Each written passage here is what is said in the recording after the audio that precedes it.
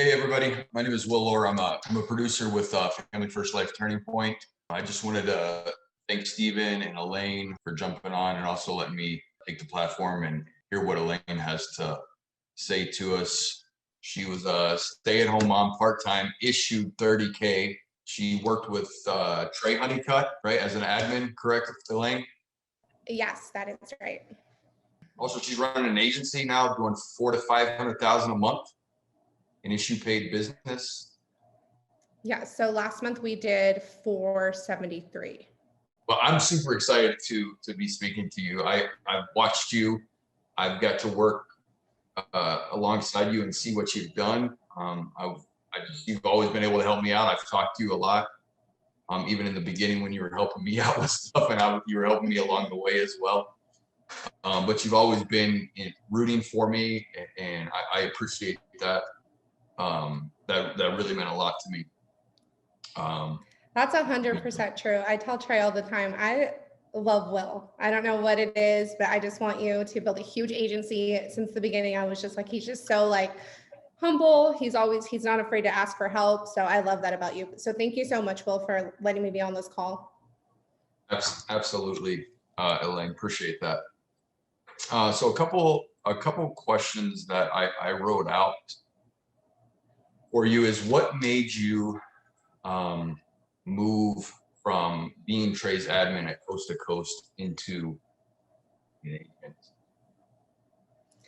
I mean, to be honest, I was really comfortable being Trey's admin. It was like I was comfortable. We were paying our bills. So I would run appointments, twice a month, 3 times a month on the weekends.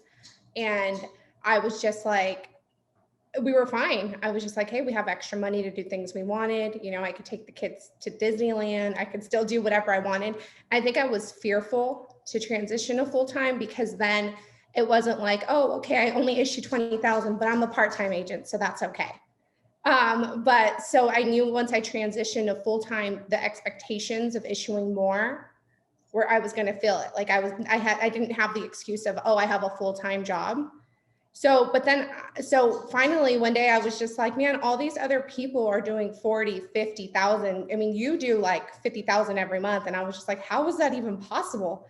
So I was just like, I'm just going to go for it. I was like, okay, for me to grow, I have to get uncomfortable. And it was really hard for me to leave. It's not like Trey was paying me $1 million, a year, but that paid our bills. So it was really hard for me to leave that. And once I did, the first month that I went full time, I issued 40,000, and I was just like, oh, I just have to go in the field twice as many times, and I can do 40,000. Yeah. I think that's an awesome point that you bring up. I think a lot of people are willing to get uncomfortable, but you have to be willing to get uncomfortable in business. And yeah, I was super uncomfortable when it came to that. But you brought up a good point about how you went from 20,000 to 40,000. Can you explain what you did differently to go from 20 to 40?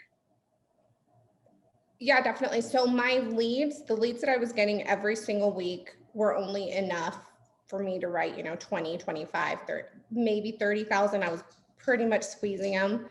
So I ended up it was right around the time that instant internet leads were coming out that I transitioned. And I honestly just started supplementing with instant internet leads. And that's what really allowed me to go from 20,000 to like 40. Or my biggest month was 47,000. Okay, and that was what, 2 months ago? That was in December? It was no, I did 47,000 in November. And so what really took you from, hey, I did 47,000 issued paid? From what I remember, I still remember when you put your first you slacked your first sale. I was like, what? I was like, oh, slacked her probably like she's selling now. But I remember you doing that. But what transitioned you, and did you start hiring from the beginning, right when you first started selling? I did. So I got licensed in November of 2018. So that's when I first got licensed. I was part-time all the way through 2019. And then I actually transitioned to full-time in June of 2020. That's when I stopped working for Trey at the end of May of last year. Right. So when I first started, I was recruiting. It was like Trey had to made me keep it very like separate. When I was working for him, I was like working for him. I couldn't talk to like agents that I had just brought on or anything like that while I was working. And then once I started recruiting, so I started recruiting right away. And to be honest, the first person I recruited, actually he did like a whole bunch of like fraud. So he rolled me debt, and that completely turned me off. I was like, nope, not going to recruit. And so I didn't start recruiting again until the end of 2019. Like this, I didn't recruit any other person until December of 2019. Oh my God. Well, thanks for sharing that, Elaine. What a couple more questions for you. What's kind of, can you run us through your home presentation and what you're doing right as you get out of your car? Maybe we should back that up into the kind of like your phone script and, you know, using a dialer. I know sometimes people ask about that. When any of that, are you still dialing your leads? What's a good portion of the leads you're using? What types? And what's your phone script? Yeah, so I use mortgage protection leads, and I also use instant internet leads. So I'm doing probably 70% mortgage, 30% instant internet leads. There's not enough mortgage leads in the area that I'm in, so I have to supplement. As far as a dialer goes, I dial myself, but I do have someone that helps me book appointments. So I do have one. I try to dial majority of the time by myself, but if something comes up, they just kind of fill my schedule. I definitely wouldn't depend on a dialer, just because I will say my no-show ratio is higher when I do have a dialer. So I still try to overbook their appointments, because for some reason, when I'm booking my own appointments, my clients are there, versus when they're booking, I get like more no-shows or a text saying, hey, I need to cancel for whatever reason. You find that you just do a better job dialing your own leads, is what you're saying? Yeah, I think yeah, definitely. So I think with the dialer, I think obviously they're getting paid just to dial through the leads. But with me, I'm trying to like literally resolve every single lead. So whether they're telling me stop calling me, or they're saying, hey, I already got this taken care of, like, don't call, I don't want to go over, I don't want to compare premiums, anything like that, then I'm like, oh, okay, then all right, that's it, that lead's gone. I think a dialer calls through a lead maybe once, maybe twice, and then that's pretty much it. So I would definitely say, if you don't have a dialer, continue dialing for yourself, because it's more cost efficient. You're really going to work your leads better than anybody else will, because you're the one that's paying for them. Absolutely, 100%. Okay, awesome. Thanks for sharing that. What's kind of your script sound like? Can you run us through your script? Yeah, so my script is pretty much the same thing for every lead type. I change up just the beginning of it. So it's just literally, hey, Will, this is Audrey. So I dial in third person. Okay. So Audrey's my daughter. That's my daughter's name. This is Audrey. I'm giving you a call in regards to mortgage protection. And I just go, you filled out a card, Will, and you mailed it back into us requesting information about paying the mortgage off. Do you, and then I kind of pause for a second, let them respond. If they do respond, literally, it's like 2 seconds that I pause, and then I'm like, okay, perfect. Well, you put here your birthday is January 10th, 1989. Is that correct? Yes, that's correct. Your address is 123 Main Street. Is that correct? Yes, that is correct. Okay, perfect. Hey, Will, are you a smoker or non-smoker? Non-smoker. Okay, perfect. Okay, well, the carriers that we do represent do require us to send out a field underwriter to verify you are who you say you are by looking at your driver's license, then also to make sure you're alive and breathing. Does that make sense? Yes, absolutely. Perfect. And then I literally just jump into the regular, trying to figure out, well, real quick, are you retired? Are you working? If you're working, what time do you typically get home from work? Are you the only one that needs to be there to make a decision on this? If they say yes, no, then I go, okay, what time does your spouse get home? And then I'm literally just trying to box them into an appointment. And then I'm giving them two options. Okay, well, Right. we actually have a field underwriter. Her name is Elaine. She'll be in your area tomorrow. She's seeing about 10 of families already. So I can squeeze you in between appointments, but she only has a 6:30 and a 7. Which one of those two times would work best for you? The 6:30. Okay, perfect. Okay, well, real quick before I let you go, Elaine's not from the area. If she puts your address into her GPS on her cell phone, will that pull up your home? It should, yeah. Okay, great. And so the reason why I do that is one of two things. So either one, they're imagining someone coming to their house, right? So they're already like, in their head, they're already like, okay, she's coming over because she just asked me if my address comes up. And then the second thing is sorry, my computer's acting crazy now.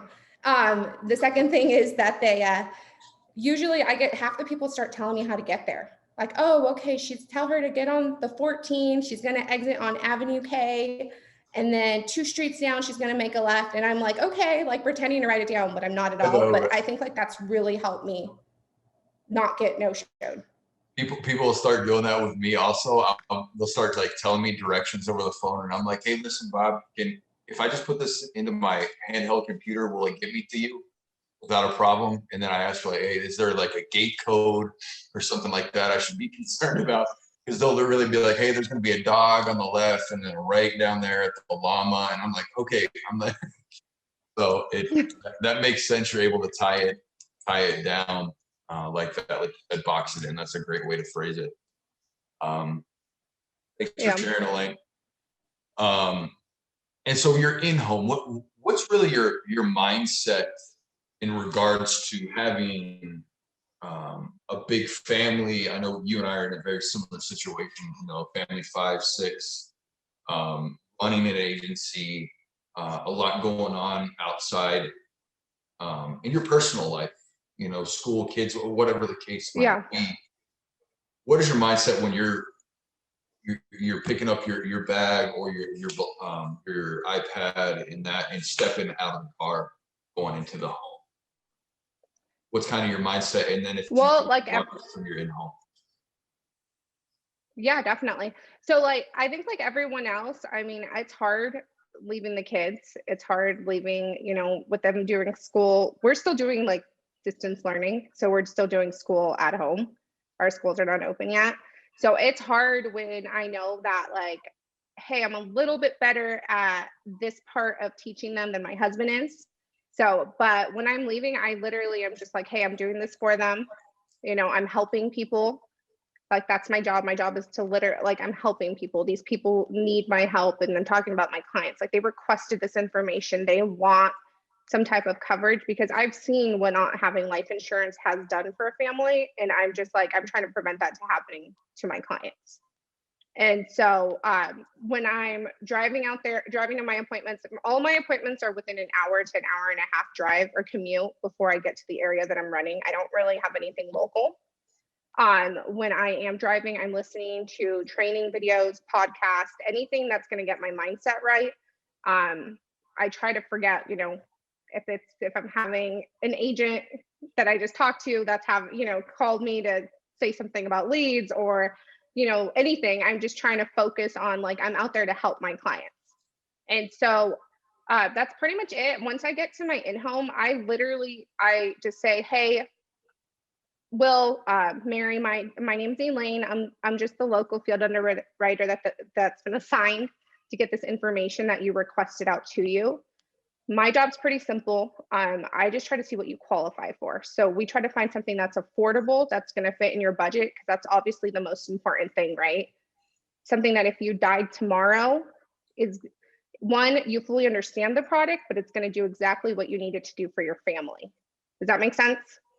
And then lastly, something that you qualify for, because not everybody qualifies for the programs. Well, I wish I could say yes to everyone, but that's actually out of my hands. It's up to the insurance carrier. So once we do find something that meets all those 3 things, we're going to do one of 2 things. You're either going to say, hey, Elaine, I'm good. You're going to sign a decline for coverage. I'm going to close your file. You'll know, and then I'll leave. I go, or we're going to put an application into the insurance carrier. So once we put the application into the insurance carrier, I am going to need your social security number because that's how they run your medical information. And they also are going to need either a voided check or the account that they're going to electronically withdraw. Does that sound good? And then they usually go, yeah, perfect. And then I just jump into, so I work for Family First Life. I'm a non-captive agent. So that just means I represent a ton of different insurance carriers. So we definitely will find something that will qualify you. I specialize in mortgage protection. I do traditional life insurance and retirement planning. So And then I go, like, hey, Will, Mary, go ahead. Sorry. So you're kind of tying down everything as you go. You're kind of getting a lot of the objections out of the way prior to even starting the application. Yes. So if they're like, well, I just wanted to think about it today, or I just wanted to get options, or quotes, I'm just kind of like, hey, I'm not really a quote person. My job's just to see what we qualify for. So we're either going to put an application in or you're going to tell me no. And then you're no longer, and then I tell them, like, then you have to reach out to the insurance carrier. The premiums increase at least by $30 a month because I can give you, because I'm out here seeing you. So I'm able to actually find something based on your health because you're not hooked up to an oxygen machine. So then I just go, hey, so then I literally, before I lead into the financial inventory, I just go, Will, Mary, I like to be completely honest and upfront with my clients. Before we get started, I'm just going to give you a heads up. We are going to talk about a few things that not a lot of people are comfortable talking about with it, especially with a stranger. I'm going to ask you a few questions about your finances, a few questions about your health, and then we're going to talk about death a little bit, okay? And then the reason why I say that is because I think I really do get people start crying in my in-homes. So I started saying, like, hey, heads up, I'm going to bring up dying. So that way you know what's going on. And so, yeah, so then I literally just go into the financial inventory, like, what do you do for work? Are you retiring? What's your income? That type of thing. Fill out everything on there. And then I still to this day call Trey in every house, and sometimes he doesn't answer. Sometimes I call my husband, just ask, like, pretending like he's helping me. And I think it's just because they feel like I'm going out of my way to make sure I'm putting them in the best position for their family. That's awesome. That's awesome, Molly. Hey, you brought up something earlier when you started bringing up the in-home. You drive an hour and a half to your appointment. You're driving 90 minutes just to get to clients right now. You're not doing anything like in Albuquerque. I got 3 counties that are lined up, like north, central, and south. I'm in the central location. It gives me the ability to go up or down or stay within the Albuquerque metro area. So you're driving. What time are you starting appointments if you're doing that? So I do, so my schedule's a little bit different because I'm trying to do, focus a lot on recruiting as well. So I do 2 full days on Friday, Saturdays, and then I do 2 half days on Tuesdays and Wednesdays. So on Tuesdays and Wednesdays, like my first appointment today is at 3. And then I usually stack like 6 appointments back to back, like I do like an hour and a half. My last one will be like at 8:30, almost 9. And then, so that's how I do that. And then on Fridays and Saturdays, I usually try to get 8 to 9 appointments. And I usually start as early as possible. I try to get my first one at least between 9 and 9:30. And then I do like hour and a half. Okay. And you're still doing 20 to 25 appointments? Most of that? I do about 20 to 25. Okay.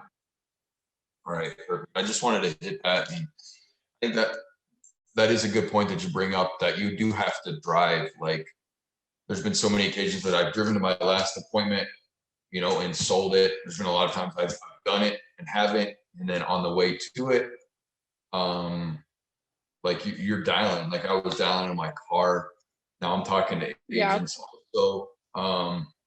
But I think, like, as being a top producer, like that's what you got to do. Like that's what I had to do to maintain the core, is to always keep my attitude, my activity high. Not saying that it was easy, but I did do it. and it did take me to the next level, to the next step. And I appreciate you sharing that too, because there's been too many times that I've not, I have gone to the last appointment and sold it. So you driving an hour and a half away from your family and doing that to get no showed, it makes all that a lot easier when you get there and you help a family out. Right? Exactly. And it's and I have to do it. I did get the opportunity to get leads that were local, and I just could not. It's I would come home, it would be harder to leave. So for me, it was just if I drive an hour and a half, I can talk to agents. So I set like recruiting calls in between my drives. Um, and then it also allows me to not have to like I completely like obviously I'll like text my husband or my kids, but I just kind of it allows me to focus on the business on the time that I am gone. But that's happened to me too, where I'm like an hour away from home, and then my last appointment's like 30 minutes, 40 minutes in the opposite direction. And I sell it, and I'm like, yes, that was worth it. But I've also no sold it, and I'm like, dang it, I would have been home already. Gosh, I know exactly what you mean. Exactly what you mean when you say that. So I didn't mean to cut you off on the in-home process. So I think we had led up to you kind of have their social. You're going over that, and you start the application maybe. Is there any Yeah. tips or tricks that you could give some of the new agents, myself as well, um, that you're saying or using in the home to help families out? Um, So one of the biggest thing was I show them the max that they qualify for. So when I first got started, I was really just getting, 50, $70 a month premiums. And I was just kind of like, that's cool. But I mean, if I can get, $200, $300, that would be better. So what I started doing, I was noticing that like I would show them, $10,000 a month of final expense coverage instead of 30,000. And it was just because I saw that 30,000 was $300, and I was just like, there's no way somebody's going to pay for that. But I was just doing that based on on my income at the time, and on how I was just like, well, I couldn't afford that type of thing. And so I stopped doing that. And I would say like, hey, don't be scared to show what they qualify for, because it may not make sense to you. But if you build enough value in the product, which we all know how to do, because it's very important, the clients are going to see how important it is, and their families are very important to them. So I've gotten, I show them 300, sometimes I even show like $700 a month premiums. It's only happened like twice, but hey, but then when I scale back and it's like half the premium, like $300 or $400, they're like, oh yeah, I could do that one. So I'm always showing, 500, 350, 200. And I think I'm saying people, if it's important enough to them, they're going to do it. I mean, people go out to dinner and they spend $60 to go out to eat. So this is protecting their family. So if you build enough value in it, they're going to want to do it. right. That is so awesome. We've all heard, when value exceeds price, people buy, and that's the truth. I run into people all the time. I was going through a financial inventory the other day, and they spent like $900 on cigarette or tobacco products every single month. And I'm like, okay, there's like no way that and they still had discretionary income. And you have to build up the value of the product. If you make it very transactional, I think it helps. You do have to get names in the beginning. Who's going to be picking up the pieces around here when you're dead, you're gone? Like what's going on? Get some names. I think that's awesome that you start to build rapport, like with things that you say, like, hey, I assure you I'm going to put that you can afford. I think that's awesome that you do that, and building some trust and, kind of making things relax a little bit, like, hey, I'm going to put you into something that you qualify for and that you can definitely afford. I think that's awesome. Yeah. That's so funny that you say that. So one of the things, and I think that's why my clients, I hope that they like me, but I think I tell them all the time, like, hey, because I always write Americo, like I lead with Americo, so an accidental products, included. So I always go, hey, Mary, So before you call the cops, if anything happens to Will, call me so we can make sure we make it look like an accident.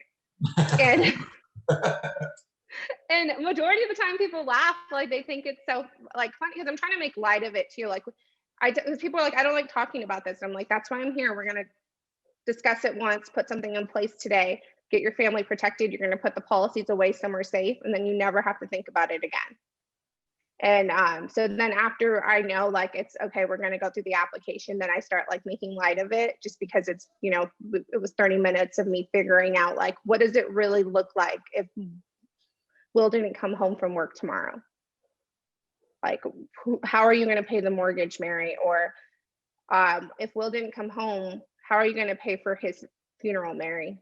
Like, what are you gonna do? That type of thing. And so I really just challenge them, ask them questions that that it's obviously uncomfortable. And once I'm getting the application, I try to lighten things up a little bit. So that way I'm not leaving on like a sad note or anything like that. It's crazy how uncomfortable this has been, at least for me. It was comfortable and then I got uncomfortable and then more uncomfortable, buying more leads, going to, I mean, I was so uncomfortable in my first appointment. I was sweating. And I still remember the lady, like, she's like, do I need to turn down the air in here? I'm like, no. I'm like, I'm fine. I'm like sweating bullets.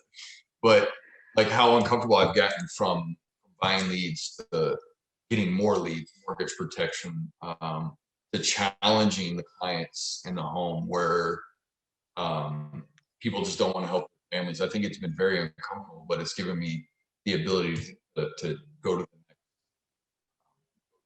the next level. But you said something that was really cool. You lead with Americo. I do. Home. So do I. I always lead with Americo. But how do you pivot in that situation if you do get the decline and it's guaranteed issue? How do you pivot? Well, I try to find something that's a little bit like more lenient in the underwriting. But I always pivot to something that's obviously like comparable. So if I do have to do John Hancock, I'll just add an accidental with Mo or with Americo. And then if because the accidental's on, you know, obviously attached. If I do have to do Prosperity instead of Eagle Premier, I just add the accidental. So then I just tell them, hey, we're doing the same exact coverage, but this carrier just said no. So we're just going to put in with another carrier. And I honestly start the application with the new carrier before I even let them know that they've been declined. Like I'll just pull it up and then I'm like done. And then I'm just like, hey, so one of the carriers actually said no to you. So we had to go this route, but they said yes. So you're now covered. They're going to draft within 3 days.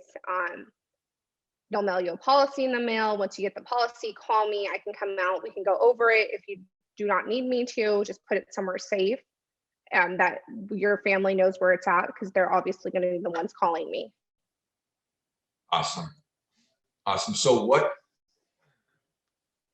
once you're at the end of the application process and you got them approved, what are some tie downs that you're doing at the end as you're leaving? What are you leaving behind? I honestly just leave a business card. Oh, and then I also leave the front. So my financial inventory, I have them printed separately. So the front of it has like the credibility that has like all the carriers. And then I have another sheet that has the actual financial inventory. So when I leave them a business card. And then I leave them my the financial or the credibility sheet with the carrier we went with, and then the monthly premium when it's going to draft. And then that's all I leave. I leave those two things. And then I tell them like, hey, and if you don't receive your policy in a week, call me. I'll have them send you out another one, or I'll just have them send it to me directly and I'll drop it off. And I just tell them, hey, Will, Mary, I'm your insurance person now for life. So if you ever need an increase, call me. If you guys want to add coverage on someone else, let me know and I'll come out. Or now that I have no problem down here at least, you know, once a week to every week and a half. Awesome. Hey, Elaine, so what are some of the challenges that you've had building an agency? What's come from that transition? I know I'm working on that right now, but what are some tips that you can give us or some of the challenges that you've overcome building an agency? So I would do it like sporadically. Like I would start recruiting and then I would be like, oh, this person's going to be so good. And I would just invest like 100% into that person, all my time, all my energy. Like I would just stop recruiting because that person was going to be the next $50,000 a month producer and build a huge organization with me. And so I would just be like, oh, okay, I'll call those people, after this person's up and going. And then, as we all know, I mean, it's just like appointments, it's all the numbers. Recruiting's a numbers game too. Like some people are going to do it, other ones are not. Some people are going to take a few months to actually start going. I mean, I recruited a person like a year ago and they're barely starting to write. So it takes, not everybody's going to be working, or not everybody's going to be as motivated as you are or as wanting to start as quick as you are. So that was something I had to learn. And I had to also like stop investing 100% into every person I brought on so now I meet people where they're at. So if I recruited you, Will, it's just kind of like, if you're giving me 10%, I'm giving you 10%. If you're like, hey, I'm all in, then I'm all in with you because I believe in everyone, but so I'm all in with you and I'm going to do whatever I can to help you. So I would just say like, don't let off the gas, because if you have any momentum, it's so easy to lose that momentum, and it's like twice as hard to get it back. So just keep going. I recruit daily. I'm trying to talk to like 5 people at least a day, introducing them to FFL. So that way I can, because I don't know, it might be, the people that I talk to on Friday, not the first 15 people that I talked to at the beginning of the week that are actually going to do something. Cool. Thanks for sharing, Elaine. I wanted to take a few minutes just to see if anybody had any questions. Do a kind of a quick Q&A. I don't know. You got to get on the phones, Elaine. Get going for the day.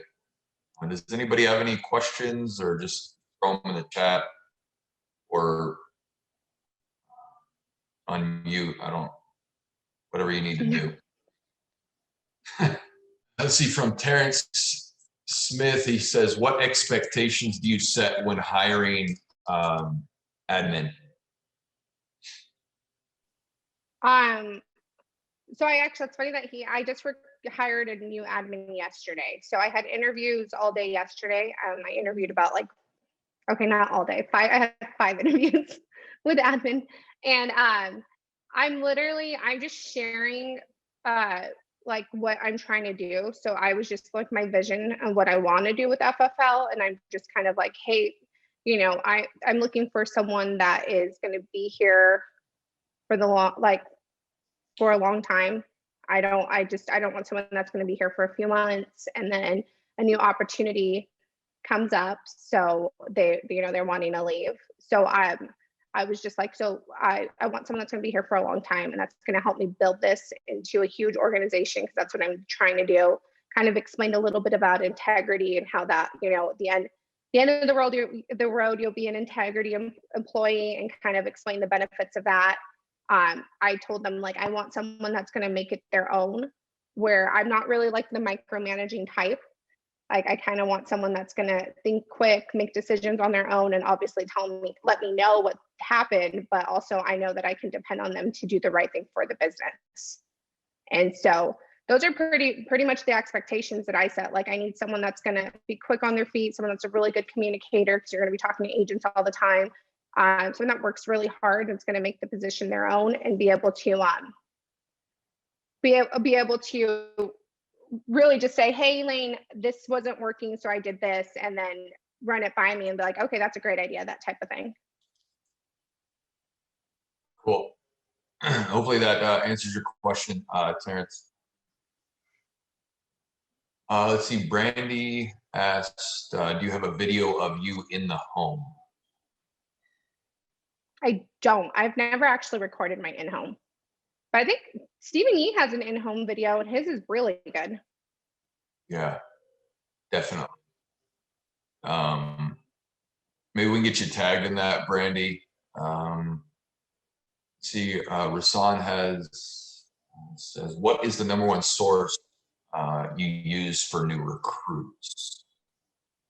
So the number one source I'm using right now is that High Level with Andrew. Perfect. So I use that, and then I post on Craigslist. I'm using social media because it's free. So I'm trying to get better at that. I'm not the best with social media. I thought I was, but I'm like, shoot, how do these people make these videos? I'm like, that is so. I know the feeling. I'm in the same boat. But hey, Steven. Go ahead. Steven has like these really cool videos that are things, and I'm like, how does he do that? I've shown them to my husband. I'm like, we got to figure that out. We have to YouTube it to figure out how to do it. Hey, Elaine, I appreciate you taking some of your time and explaining to me there you go. He just put it in the chat, my wife. So Janelle obviously helps out with that. Okay. So I appreciate you taking some of your time to share with us. I look forward to seeing you at conference. And again, if you haven't registered for conference, everybody be sure that you get registered. I'll make sure that you get a spot. You get a spot up front. I've never not sat in the first rows at conference. So I want to be able to pretty much smell these guys' breath so I can get better at this. But Steve, I appreciate you letting me get on. I appreciate everybody getting on the Get to 20K call with SkyPoint, Turning Point Marathon, and Prolific. I want to just give Elaine another round of applause for what she's done personally and in the business. And I thank you again for your time, Elaine. Always a pleasure to talk to you. Thanks, Will. I'll see you in the Phoenix. Yes, be there.